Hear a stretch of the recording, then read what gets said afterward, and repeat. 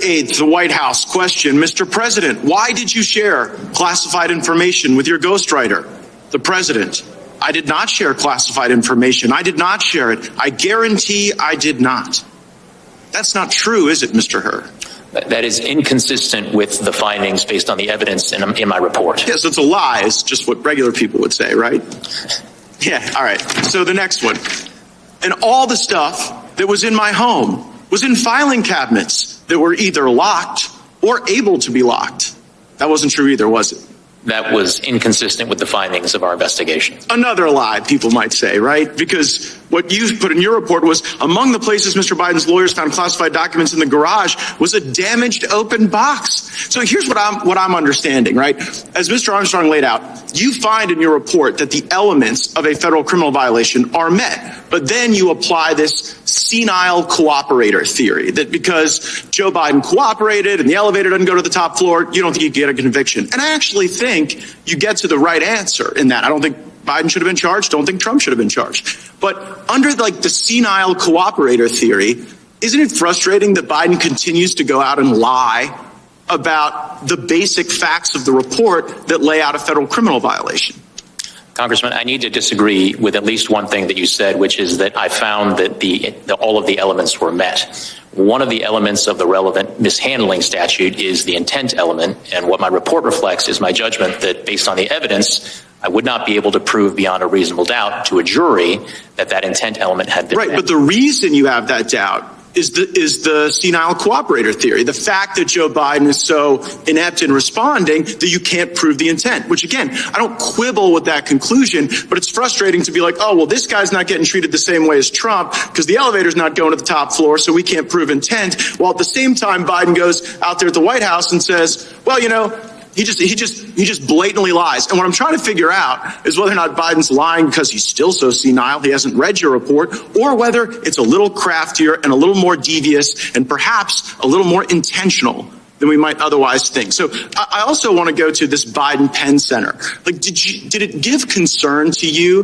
that the Biden Penn Center, where all this classified stuff was being mishandled, was being floated by foreign governments? Congressman, we were concerned with getting to the bottom of all of the classified documents that were recovered during the course of our... Yeah, but what bothers me is that the money that was paying for the place where the documents were being inappropriately held, it was the Chinese and it was other foreign countries. Did that play into your analysis? Did you look into the $1 billion in foreign funding sources at the Biden Center at UPenn, for example? Congressman, we conducted a thorough, impartial, and fair investigation, and we were very, very concerned with getting to the bottom of all the relevant questions relating to the recovered documents. Did you look into the fact that the Chinese were floating the place where this guy was keeping the documents unsecure? Yes or no? Congressman, to the extent that we identified evidence that was relevant and significant to our investigation, we put it in our report. Okay, well, it seemed relevant to me, maybe not to you. Another thing that seemed relevant to me is this ghostwriter, right? So the ghostwriter purposefully deletes this evidence that seems to be show culpability of Biden's crimes, and you don't charge him. Why did you not charge the ghostwriter with obstructing justice and deleting evidence? Well, for a number of reasons that are laid out in the report, but in brief, Congressman, yes, when we interviewed the ghostwriter, he did tell us, and I'm trying to get the exact language, that one of the things on his mind, one of the things he was aware of, was that I had been appointed special counsel and was conducting an investigation. Right, so he didn't, just so everybody knows, the ghostwriter didn't delete the recordings just as a matter of happenstance. Ghostwriter has recordings of Biden making admissions of crimes. He then learns that you've been appointed. He then deletes the information that is the evidence, and you don't charge him. That is reflected in the report, and one of the reasons... What does somebody have to do to get charged with obstruction of justice by you? If deleting the evidence of crimes doesn't count, what would meet the standard? So, Congressman, as we state in the relevant chapter of the report, one of the things that Mr. Zwanitzer did not delete was transcripts of the recordings that he had created that included inculpatory evidence relating to Mr. Biden. Oh, so if you destroy some evidence but not other evidence, that somehow absolves you of the evidence you destroy? Here's what I see. Zwanniger should have been charged, wasn't. Biden and Trump should have been treated equally. They weren't. And that is the double standard that I think a lot of Americans are concerned about. 231, you said this. President Biden had strong motivations. That's a key word. We're getting to motive now. President Biden had strong motivations to ignore the proper procedures for safeguarding the classified information in his notebooks. Why did he have strong motivations? Because, next word, because he decided months before leaving office to write a book. To write a book. That was his motive. He knew the rules. He broke them because he was writing a book. And you further say, and he began meeting with the ghostwriter while he was still vice president. There's the motive. Mr. Herr, how much did President Biden get paid for his book? Off the top of my head, I'm not sure if that information appears in the report. Sure does. There's a dollar amount in there. You remember? I don't. It may be $8 million. If that's $8 million. Joe Biden had 8 million reasons to break the rules. Took classified information and shared it with the guy who was writing the book. That's why he did. He knew the rules, but he broke them for $8 million in a book advance. But you know what? It wasn't just the money. Joe Biden, here's this page 231, very next page. Joe Biden, in your report, Joe Biden viewed his notebooks as an irreplaceable, contemporaneous record of the most important moments of his vice presidency. He'd written this all down for the book, for the $8 million.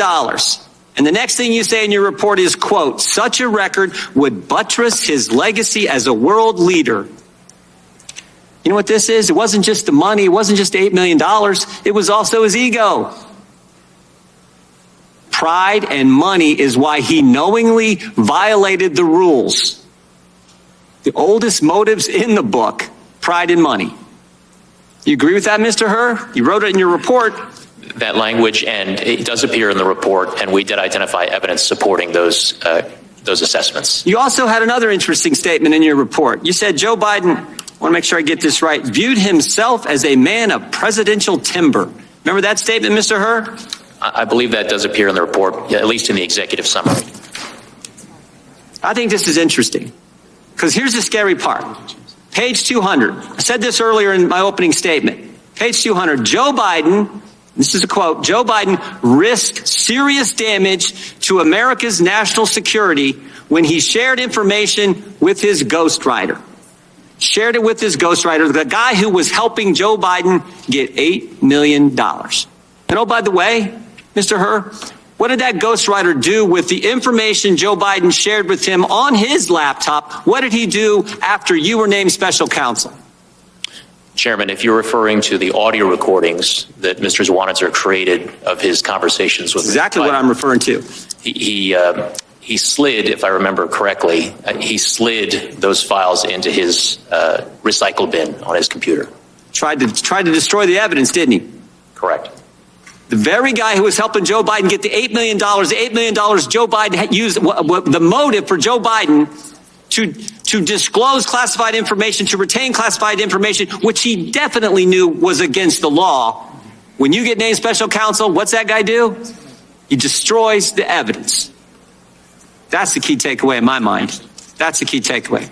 Okay, Tuesday, 12 March, year of our Lord 2024. Just a couple of the highlights. Of course, in the previous hour, our 5 o'clock hour, went through it in more depth. But I want to put out there that you're seeing the crumbling of the lawfare case, the angle of attack. That's where they're going now, to the dictatorship. That's why Raskin and Elias have come up with this idea, since lawfare is crumbling, that they're going to fight for the House, to take the majority in the House, even if it's by 1 seat, 2 seats, because they've already told us they're not going to certify Trump's election. On January 6th of 2025, they're not going to certify it. That's them. 57% of Democrats who will vote, likely voters, 57%, according to Rasmussen, have said, we support that. So lace them up tight and lace them up high, ladies and gentlemen. This is going to be a fight every day. What is 237 in a wake-up? I think it's 237 in a wake-up.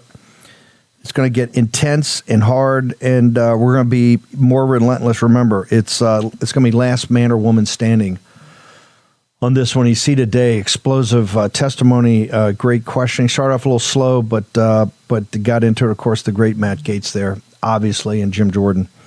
More about that also tomorrow. And I want to thank everybody that helped put the 5 o'clock hour together so we could drill down even more on this. I want to shift it up a little bit for a second. Carrie Sheffield joins us now. The audience, you know Carrie as a one of the fighters, always the tip of the spear. Has been out there on these issues, particularly men and women's sports, other issues about women. But she's a fighter across the board. I've known her for a long time.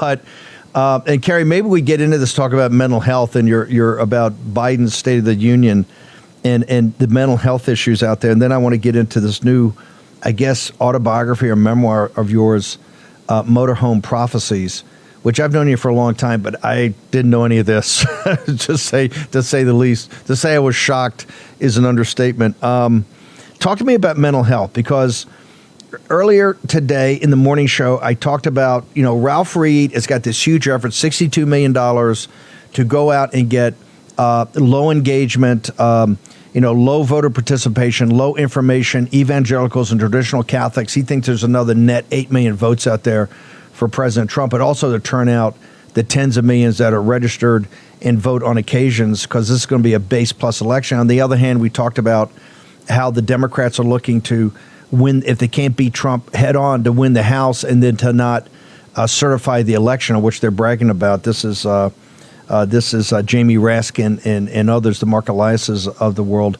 And we noted that this whole fight over TikTok, which they had the classified, as we talked about earlier, in the early hour, they had the classified hearing today. This is TikTok combined with Taylor Swift. Taylor Swift is quite obvious. Her concerts stop August 20th. They don't pick back up until mid-November. It's the biggest gap she's going to have in what has been the biggest, most successful music tour in music history. Her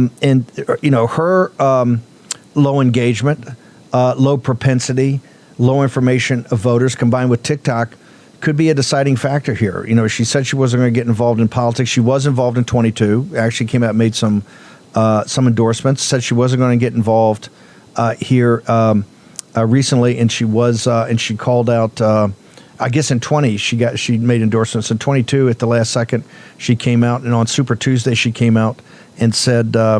No, excuse me, 22 she gave endorsement, and then at the Super Tuesday she came at the last second and said, everybody go vote, go get engaged, etc. So a big issue for them is obviously mental health. Talk to me about, what is your criticism about Biden? I think they've made it a pretty big priority. At least I see it as a big priority. I think some of it is overblown. You clearly don't. So walk me through your theory of the case here before we get into your memoir.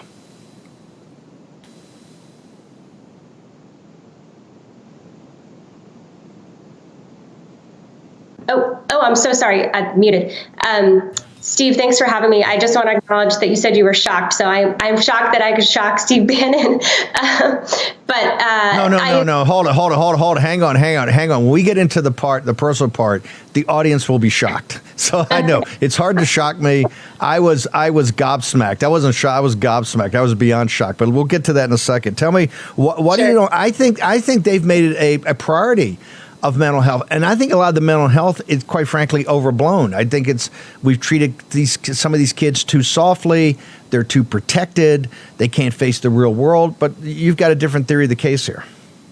Well, I do agree with you that it is overblown, but I also know, having experienced mental illness in my family, which I know we'll get to, that it becomes a self-fulfilling prophecy, if you will. The more anxiety you feel, the more mentally ill you feel, the more it snowballs. And so the things you're talking about, it's, psyops, basically, psychological operations designed to invoke anxiety, designed to, within social media and the algorithms for young women, for example, to create. The Wall Street Journal reported how Instagram executives knew that Instagram was causing mental illness among young girls by feeding them content that encouraged eating disorders, body insecurity. And then online, there's a huge problem with bullying among young people and teenagers, both young boys and young girls. So there is a lot of stirring the pot to create this horrible situation where people's mental health is under assault. I personally believe it's a form of spiritual warfare. And that's where I think you and I would be in alignment, in the sense of this is something much deeper than just a partisan fight, that it is really a cultural fight. And so I think that the idea that there is a mental health crisis is true, in the sense that you look at for example, the suicide rate of Gen Z women, so the young women today, college age, it's almost double the suicide rate of Gen X women when they were college age. So something's going on that young women, and then also in 2022, which is the most recent data we have from CDC, take it however you will, they found that women ages 25 to 34, that's one of the fastest growing demographics of suicide as well. So that's prime childbearing years. And then the depression rate is the highest it's been since 1941. So I think the mental health crisis is real. However, I do think that in many respects, it's actually self-created and it's self-sabotaging by a lot of these really toxic, not only online, but also just the overall rejection of God. And that's something I get into in the book quite a bit about the scientific evidence that belief in God, religious participation, faith community is strongly associated with suicide prevention, less opioid deaths, less alcohol addiction deaths. There's so much scientific evidence for that. And yet, this was the kicker. The most atheist profession, according to Harvard, they surveyed all their professors. The two most atheist professorships are biologists and psychologists. So it's this toxic combination of the psychiatric and psychological industry is deeply hostile to God, which is literally a life-saving force. You think the techno-feudalism, which is this new term, the techno-feudalism is driving this? Because this is one of the fights over TikTok also. I mean, it's an information warfare weapon, but there's all types of analysis and data, just like you said, the others, to show that particularly young women, but also young men too, but particularly young women are susceptible to all these images and this lifestyle they put out there. They get depressed, particularly if their parents are not religious or there's not a religious experience in their home. But what is going to stop this? How do we actually thwart this besides the spiritual warfare of making sure that we're nurturing the families, and the families are the unit that we focus on? And we're going to have Kelly Walker join us here in a second and talk about that. How do we combat this? How do we use policy to actually show these kids that we're standing up for them instead of just, patting them on the head, this is terrible, and let's put more money into mental health? How do we actually stop them from being abused like this? Because to me, this is child abuse. Yeah, it is. And I know there's been some effort in Texas and Utah and some other states at a policy level to put heavy restrictions on social media use among minors, because the First Amendment freedom of speech, I support that. But for children, the rules are different. For minors, the rules are different. Everything's different when you're a minor versus you're an adult. So I think the toxicity of the products being used on young children's brains is a big problem. And I think that's something that can be changed at a policy level and addressed at a policy level. I think also, and I'm glad your next guest is going to be talking about how to push back at a policy level in the schools, because the school counselors, the school psychologists, they're muck deep in this in terms of embracing rejecting God, rejecting faith community, rejecting purpose and meaning and traditional values, traditional families. So having counselors, and I know in Texas there's a fight on the ground there where they were trying to allow chaplains to be in schools, or I think they went a little too far where I think they were trying to replace them altogether. But I think having clergy in schools to allow spiritual counseling to children, I think that's great. And so I think there are things you can do also in terms of, my book, I don't know if you want to get into that now or how much time we have, but I've got a copy here, and today is actually the launch day. So here's the cover, Motorhome Prophecies. And there it is right there. Thank you. The backstory on this with my memoir, and the reason I'm so passionate about all these issues of mental health, is because unfortunately in my family, we've struggled with mental health for decades now. My father was raped by a... Hold on, hang on a second, because I want to tee this up. Because people know Carrie Sheffield that comes on the show and out in professional life, like you've just presented. Hard, tough, boom, these are the facts, here's how it is, I'm a fighter, I'm not going to back down. The story you're about to tell, I don't understand why you're not an axe murderer, because it's one of the most horrific stories I've ever heard. So, I'm serious. When I heard that, I said, it can't be the Carrie Sheffield that I know and comes on the show. She's the nicest, calmest, tough fighter, very classy, always, appropriate. Walk through the story of that you tell in the book that is, besides all the great things you do on mental health and the stats you put out and coming back to religion, this is worth the purchase of the book itself. Walk through your life story. Oh, thanks, Steve. I like to say all those things you talk about in my political career, that's the resume stuff. Similar to yours, I worked at Goldman Sachs. You did too. I went to Harvard. You did too. I got my master's in the Kennedy School. You were at the business school. Those are all the resume things. I also worked at Moody's Investor Service. I was a former bond analyst, and then doing my political debating, going on talk shows. I used to host a show here on Real America's Voice. I know I get fan notes even a few years out since leaving. But that's all the resume stuff. And this book, I like to call it my anti-resume stuff, or the shadow resume. It's all that stuff that I've been hiding because I just didn't know how to talk about it. There was so much shame around the way that I was raised with my family. And so I finally just reached a point where, you know what, I need to be clean with myself to understand this trauma that it's intergenerational trauma. And, the Bible talks about the sins being passed down from generation to generation. That's really what this book is about intergenerational trauma. And the title is Motorhome Prophecies because I have 7 biological siblings. And so the 8 kids and my 2 parents, all 10 of us, spent a lot of my childhood and just our childhoods living in a motorhome. So 10 people living in a motorhome. My mother gave birth to my brother when the family didn't even have a motorhome. The family was living in a tent. So I've lived in tents. I've lived in sheds. When I took my ACT exam, we were living in a shed in the Ozarks with no running water. We had to have it pumped in with a green pipe. And the experience, we also had houses too. That was the crazy part, is like we would careen between normal existence, public schools, and then back to the motorhome homeschool. So I ended up going to 17 public schools and a homeschool, and all over the country, just very transient. And the reason why is because my father's mentally ill. It was a combination of extreme musical gifting. So I don't know if any of your viewers are familiar with Andres Segovia. He was one of the world's greatest classical guitarists. He was knighted by the King of Spain. He has an asteroid named after him. He had 10 honorary doctorates, a Lifetime Grammy Achievement Award. He had selected my father to be one of his musical proteges. And so then you also had, my father had childhood sexual assault. He was raped by a Mormon babysitter. So my ancestors helped found the Mormon church. And then you have his interpretation of Mormon theology. I make a clear distinction between the things my dad did and the official LDS church.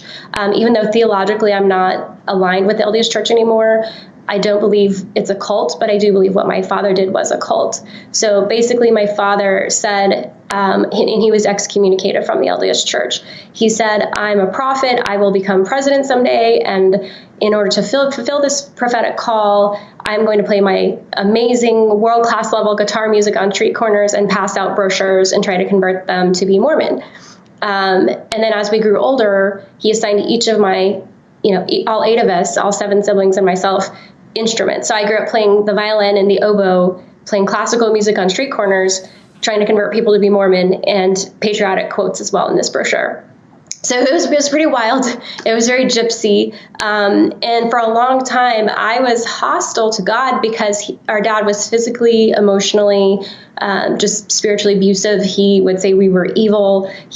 At one point, we had to eat grass because we didn't even have food from the city park. We boiled it in this little broth with these little cubes, bouillon cubes. We were on welfare. We were on church welfare from the LDS church. And it was just so much instability. And he said it was all God's will. Well, it was so much stress and trauma that eventually 2 of my brothers developed schizophrenia. And the older of the 2 groped me and tried to rape me. And it was traumatizing. I was 17. And so by the time I was 18, I said to my dad, I want to go away to college. I don't feel safe here. I don't think you're a prophet. My loyalty is to the LDS prophet, not you. You're a rogue prophet, basically, is what I said. And he raised his hand to the square and he said, I prophesy in the name of Jesus, you'll be raped and murdered if you leave.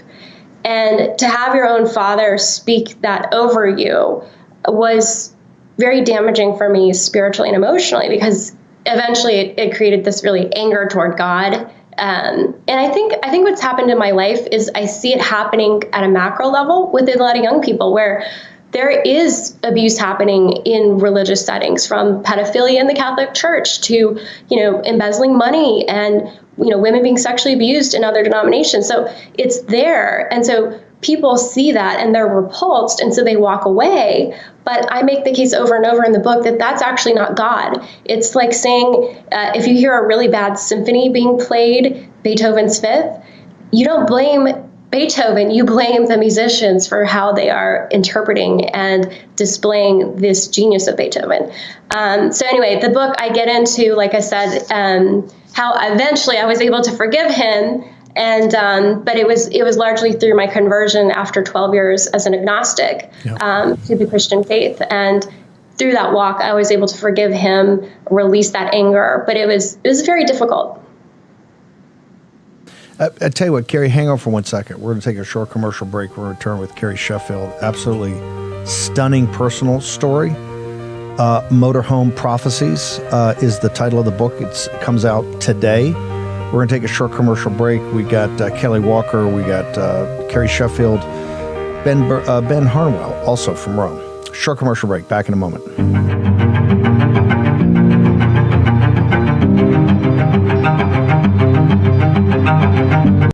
All this nonsense, all this spin, they can't handle the truth. War Room Battleground with Stephen K. Bannon. You saw today's been pretty contentious. We're going to get back to Carrie Sheffield in a second. Been pretty contentious on Capitol Hill. Of course, with the budgeting, these massive deficits are even baked into the proposed budgets. Of course, this amazing testimony that I think pretty evident that Biden should be indicted for numerous crimes, or should be dropping President Trump. I mean, Biden did it, to me, seems 10 times worse. Turbulence is going to be every day between now and Election Day and then thereafter. I mean, I'd like to pat you on the head, tell you it's not going to be, but I don't think that's reality. That's where we recommend you go to birchgold.com right now /Bannon. Talk to Philip Patrick and the team. They're the best to talk to you about why gold has been a hedge for, 6,000, 7,000, 8,000 years of man's recorded history. So make sure you go to birchgold.com /Bannon. Talk to Philip Patrick and the team about what they have to offer at Birch Gold and why gold has been a hedge against times of turbulence throughout man's history. It's time that you talk to the professionals. We lay out the macro and the capital markets. Talk to the pros. Carrie, I know how hard it is to get into Harvard. It's actually gotten harder since I got out. How did you go to 17 public schools and get into Harvard?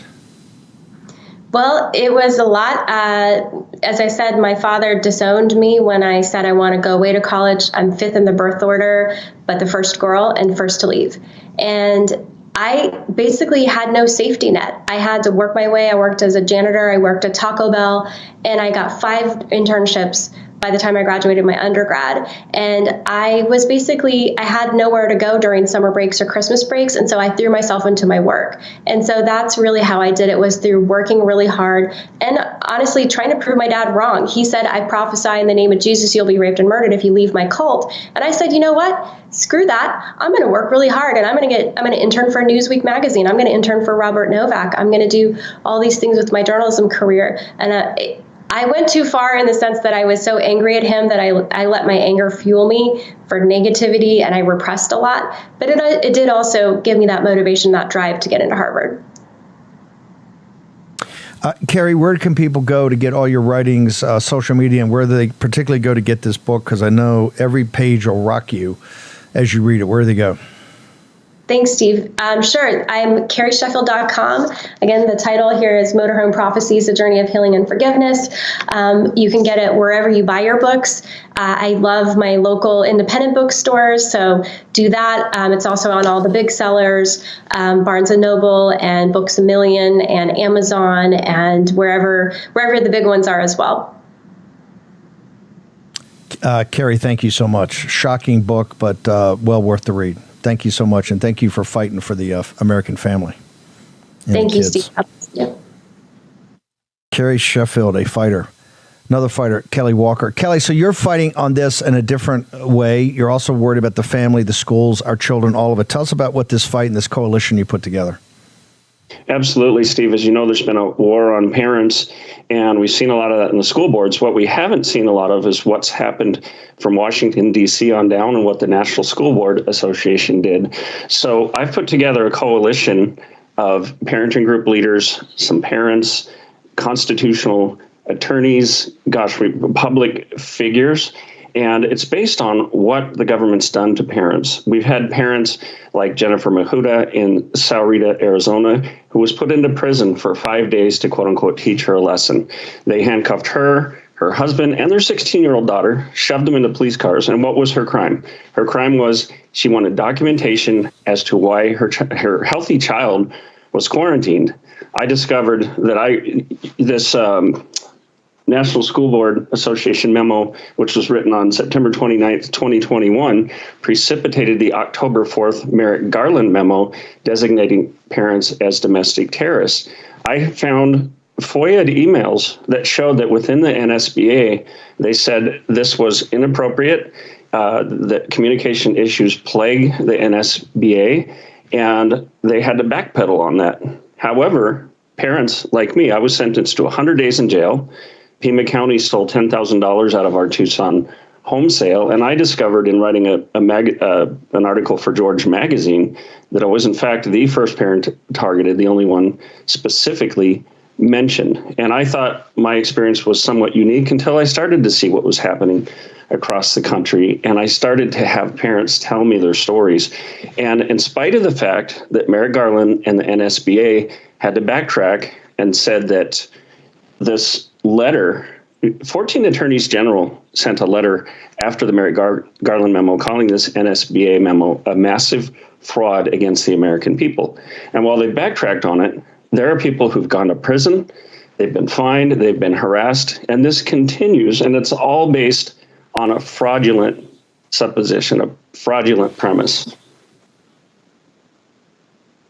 Are you comfortable, given your experience at kind of the deck plate levels at the school boards and what you've seen of other people, and in particular, I know your experience is a little bit Arizona-centric, are you comfortable that at the federal level, particularly with this budget, that there was a hard enough fight to take out, Russ Vought always talks about trying to get the woke and weaponized out of this. Are you comfortable that either DOJ, and that's all coming up on the 22nd. The reason I'm teeing this up is that there's still a chance to get another bite of the apple. But are you comfortable either at the FBI or the DOJ or even at the Department of Education that the House members that are Republicans have heard the kind of cry for help of your coalition and others around the country and take this seriously, that this at one level has to be confronted at the federal level, particularly what's been going on with law enforcement working hand in glove on some of this stuff? I am. Lawfare has been waged against parents. I'm one of the top because I was the first parent who was exposed to it. But I sent an email out around July, early July, to several members of Congress. And I got a response immediately from several of them, including Jim Jordan's office. They put together teams of their staff to look into this. And since July, I've been giving them information, testimonials of other parents, details of my situation. So they're already working on it. They're already investigating it. And that's precipitated this meeting, which I'm very, very much looking forward to. And Paul Gosar's chief of staff already said, we're going to put this forward for a committee meeting. And I spoke to Paul Gosar at an event that you and I both, Steve, were at in New Jersey last year. And Paul Gosar expressed deep concern over this. He said he wants to hunt down and find the people who've done this to parents. So this is something that's unfinished business. I know that it's of deep concern to Paul Gosar, Andy Ogles of Tennessee, Eli Crane, Andy Biggs, and Jim Jordan, among others. And I understand there are other members of Congress coming on board with this with deep concern about what's been done to parents and families. I mean, this has been a nightmare for my family, and they've tried to silence me. They've stolen money that we needed against the Arizona Homesteading Act. They had no right to take that money. Taking that money prevented me from being able to appeal. because we have finite resources. But the more they've done to stop me, the more I've pressed in on this. I've been working on this for years, and we've got Mom Army, Dad Army, America's Mom, Moms for Liberty. It gave us a quote from my George Magazine article. We've got law enforcement officers who are honest, who've seen what's happened, one in particular in Pima, Arizona. He was asked by John Carruth, the superintendent of Vail Schools, to profile me and watch me before I ever stepped foot in the first school board meeting I went to. And his office's responses were not the Soviet Union. So this is grassroots. This is parents like Jennifer Mahuta who've been traumatized by this, really didn't want to come forward, but we've provided a means. Seek Smith from Mom Army and Dad Army put together a online form where you can submit your complaints. So not only are they concerned about it, they've been doing something about it. I've talked with Eli Crane a great deal about this. He knows my story of being arrested twice for speaking out, for trying to protect my family and our community.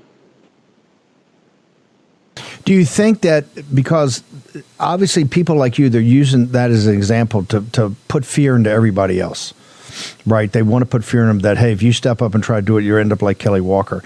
In your situation with the school, has the situation changed at all? In other words, all the suffering you guys have gone through, the economic deprivation, all that. I understand you're working with Congress at one level, but do you think it's actually changed at the local level? Has your fight resulted in any change that you're comfortable with or happy with? Well, one of the main things is awareness and people coming alongside this. I've even talked to Sam Sorbo, Kevin Sorbo, others. I've gone to a lot of meetings on my own dime, flown around the country to raise awareness for this. And that awareness is happening. And first and foremost, we need to expose these people and what they did. We need to reveal the FOIA emails that are out there saying exactly what happened, that this was a huge mistake. It was a fraud against the American people. Jim Jordan said in an interim report from the subcommittee on the weaponization of the U.S. government, he said that the letter and subsequent memo had a, quote, chilling effect on free speech. And what that means is that it caused people to be afraid. So yes, people have seen what they've done to me. It's caused them to be afraid, but they've also looked at me, and this group is using my situation as sort of a case study. They've looked at me as a champion for what they're going through, because some of them have felt like, hey, whatever we do, nobody cares. Nobody's going to do anything about this. Like a mother and a children's book author being put in county prison for 5 days. I mean, she went in courageously, but she came out traumatized. So yes, my family's been through a great deal. Harassment, lawfare, doxing, threats to our lives, threats to kill my children, to rape my wife.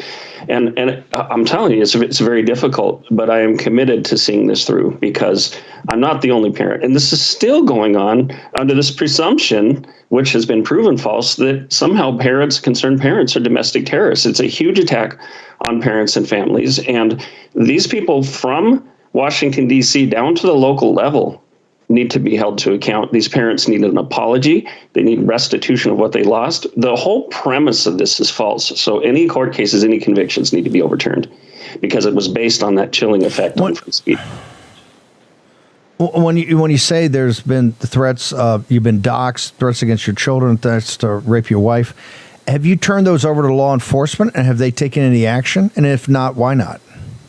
I did, and the FBI's been watching me since 2020. I had them in my coffee shop that we used to have in Tucson. They completely ignored it, and yet the FBI's been watching me for 4 years like I'm some terrorist. I mean, I have black and white threats to my life. I have letters that came in the mail saying, I'm going to tie you up and rape your wife and murder your kids while you watch. FBI did nothing. And I got convicted for sitting in a chair and speaking. And in the trial, my lawyer asked, did Mr. Walker take a threatening step toward you? No. Did he raise his voice? No. And then the prosecutor gets up and says, well, do you feel like Mr. Walker could have done that? What kind of injustice is that? Like, parents are being threatened to be killed, doxxed, hate thrown at them, businesses ruined, lives destroyed, children. You know, this graphic shows you some of the letters that were received by me and other parents. And my picture was posted around Tucson, if not further, calling me a Nazi pig and a white supremacist.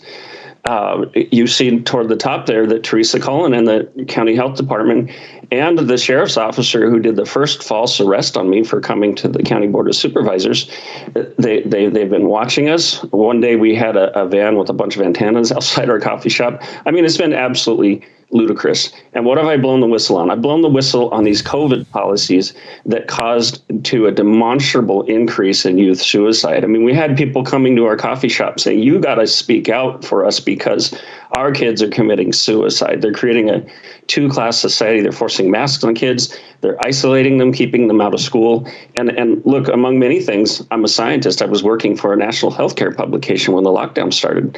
And I said what was true from the beginning. This virus largely doesn't affect kids. It doesn't cause mortality except kids who are already very, very sick. And I went to John Carruth and the Vail School District and I said, hey, these parents, you need to talk to them. You need to hear their stories. I had a young man send me over Instagram a letter that he was prepared for this April 27th, 2021 school board meeting, which, by the way, you covered back at that time. And he wanted to explain to the school board how his friend had committed suicide in the very gym where they were later holding the school board meetings. He jumped off the bleachers onto his head. A young man committed suicide, shot himself in the head outside our house in our neighborhood. He was a Trump supporter, and we found that kids were targeted politically. I mean, all of this was there. I presented it. You can look up the stats. And instead of addressing it and sitting down with these parents, they demonized all these parents. And what John Carruth did was go to the National School Board Association, portray these parents as hostile. Over 200 parents showed up at that April 27th board meeting, which, by the way, started in our coffee shop the day before. A group of parents got together and said, we need to take this to the school board. Instead of being listened to, they were demonized. And this went all the way up to Washington, D.C. It's amazing that in my research, I've discovered where this all started. And we need to go back to that. We need to go back to the premise which caused so much suffering and persecution of parents and families and led to suicides. I had people coming in our coffee shop. We did Freedom Talk events. I created a platform, realfreedomtalk.com, and put the camera on people. We had a teenage boy who was put on suicide watch because of his treatment as an outcast. And he told his principal, hey, there's no mask mandate. I don't have to wear a mask. What you're doing is illegal. The principal said, I don't care, so sue me. I mean, the treatment of these people was subhuman. Kelly, where did they go to get all this story? Give me the site where people should go to get all the information on you and this coalition that you've put together. Well, most of it you can find at realfreedomtalk.com. I put some of it out on Twitter and Instagram and Truth, and that handles at Real Freedom Talk. So realfreedomtalk.com has a number of articles that I've written, shows where I've interviewed people. We're still putting it together. We're still working on this coalition. We're excited to go to Washington, D.C. and speak with a number of congressional teams to bring forward testimonials, to bring forward the facts. And like I said, we're using my situation as sort of the bellwether or the canary in the mine shaft or the case study to show what has happened to parents. And believe me, it's devastating, but you just keep moving forward and hoping for justice. No, it's incredible. This is why they're targeting the family. This is the neo-Marxist element of it. Kelly, one more time, social media, where do people go? They can go to realfreedomtalk.com. We have a givesendgo.com/freedomtalk if you'd like to donate. And then on social media, my handle is @realfreedomtalk. Kelly, thank you for joining us. We're going to cover this one closely. So thank you for being on here today to kick it off. Steve, thanks for being a fighter and allowing me to come on today because I'm a fighter too, and we got to take back our country. Thanks, brother. Right there, you see it. I mean, this is also why I think people are so upset about why in this budget process you do have leverage points. You do have power. Why have we gone through this entire budget process? And hey, why is the FBI funded? You gotta use your leverage. You gotta punch hard here. The whole weaponization, and look, Jordan, these guys did a good job today, but I said he should have assigned the weaponization committee to somebody else. It's such a huge topic. We haven't gotten there. We got to be honest. And look what's happened to Kelly Walker. And that's just one example throughout the country. They have focused like all communist revolutions, and Posobiec knows this. He did that great, 8-part series. All communist revolutions start with coming after the family, and particularly coming after the children, to turn the children against the parents. It's their oldest playbook, and they're going to run it, and they're running it in this country. And if you think we're out of the woods yet, you are sadly mistaken. We are not by a long shot. There's so many stories like this happening throughout the country, and we've had a huge surge and took over a bunch of school boards, but they push back, and they push back hard. So I think this fight right now is a standoff. Kelly said something. You saw this in Carrie Sheffield and Kelly Walker about fear. Earlier today on the show, I had the Done With Debt guys. I want to also talk to you about taxes. One of the people have a fear right now about they're so far behind their credit cards. They just put it in the drawer and they hope it goes away. You can't do that. That's where you go to the Done With Debt team, donewithdebt.com. There is a process. The same thing with taxes. If you're behind in your taxes, you didn't file correctly, you're getting letters from the IRS, go to the Tax Network guys, Tax Network USA. That's tnusa.com. Promo code Bannon, you'll get a discount. Okay? Now, it's also a process.